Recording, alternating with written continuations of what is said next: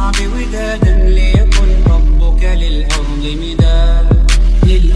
مداد قلم أنت فكم عبرت.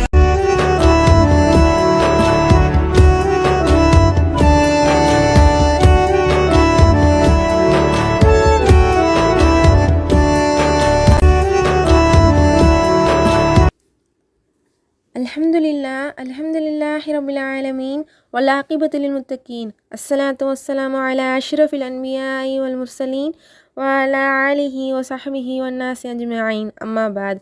ஃபகத் கால அல்லாஹு தஆலா ஃபில் குர்ஆனில் அலீம் இன்னல்லாஹ வ மலாயிகத்தஹு யுஸல்லூன அலன் நபி யா அய்யுஹல்லதீன ஆமனூ ஸல்லு அலைஹி வ ஸல்லிமு தஸ்லீமா. அல்லாஹும்ம ஸல்லி அலா ஸய்யிதினா முஹம்மதின் வ அலா ஆலி ஸய்யிதினா முஹம்மதின் வ பாரிக் வஸல்லிம் அலைஹி.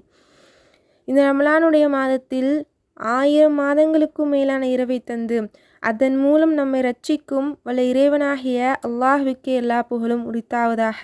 ஆமீன். அஸ்ஸலாமு அலைக்கும் வரஹ்மத்துல்லாஹி வபரகாத்துஹு.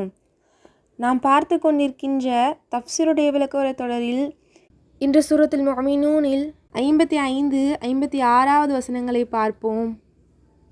பிஸ்மில்லாஹிர் ரஹ்மானிர் ரஹீம்.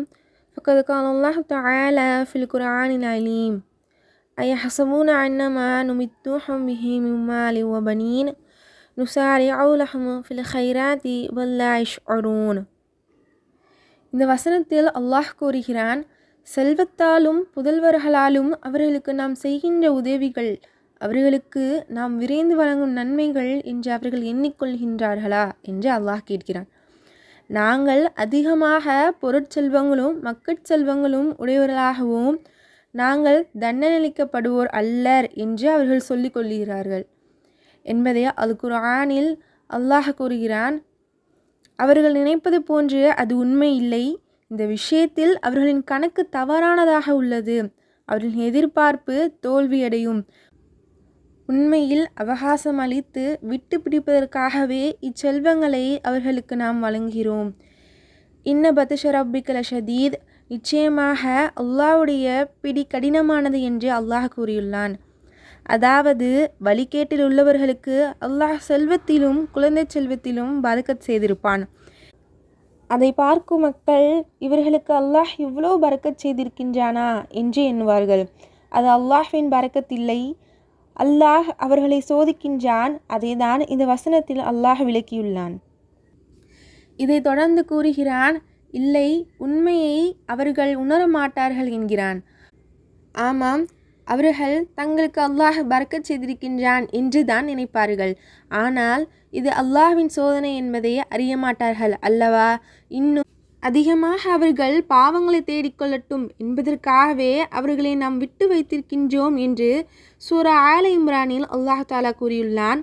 கத்தாதா ரஹ்மத்துல்லாஹி அவர்கள் கூறினார்கள், அல்லாஹ்வின் மீது ஆணையாக இத்தகைய மக்களுக்கு அவர்களின் செல்வங்களும் பிள்ளைகளும் ஒரு சோதனைதான். ஆதமின் மகனே, நீ மனிதர்களை அவர்களின் செல்வங்களையும் பிள்ளைகளையும் ஆகியவற்றை கொண்டு மதிப்பிடாதே. அவர்களின் இறை நம்பிக்கை, நற்செயல் ஆகியவற்றை கொண்டே மதிப்பிடு. உண்மையில் அல்லாஹ் தன் அடியார்களுக்கு செல்வத்தை கொடுக்கிறான் என்றால் அதுவும் சோதனைதான். ஏனென்றால் அந்த செல்வத்தை வைத்துக்கொண்டு அவனுக்குரிய கடமைகளாகிய ஜக்காத், சதக்கா போன்ற விஷயங்களை அல்லாஹுக்காக செய்கின்றான் என்றால் அவன் நாளையில் வெற்றி பெறுவான். இல்லை என்றால் அது அவனுக்கு சோதனையில் போய் முடியும். கால நபி ஸல்லல்லாஹு அலைஹி வஸல்லம் طلعت في الجنة فرأيت أكثر أهلها الفقراء. நபி ஸல்லல்லாஹு அலைஹி வஸல்லம் அவர்கள் கூறினார்கள், நான் சுவனத்திற்கு உயர்த்தப்பட்ட போது அதில் அதிகமானவர்கள் ஏழைகளாகவே பார்த்தேன். நூல் புகாரி. ஏனென்றால் ஏழைகளுக்கு கேள்வி கணக்கு குறைவு, செல்வத்தில் சோதனை இல்லை. அவர்கள் உலகில் துன்பத்தையே அனுபவித்தார்கள். அதனால்தான் அவர்கள் சுவனத்தில் அதிகமானோர் இருக்கின்றனர். ஆகவே இவ்வுலகில் செல்வம் உடையவர்களை விட ஏழைகளாகவே இருப்பது தான் சிறந்ததாக இருக்கின்றது. மறுமையை நேசிக்கின்றவர்களுக்குத்தான் இந்த எண்ணம் இருக்கும். ஆக நம்மை மறுமையை நேசிக்க கவனம் செலுத்தக்கூடிய அடியார்களாக அல்லாஹ் ஆக்குவானாக. ஆமீன். வாஹிர் தஅவானா அல்ஹம்துலில்லாஹி ரப்பில் ஆலமீன். அஸ்ஸலாமு அலைக்கும்.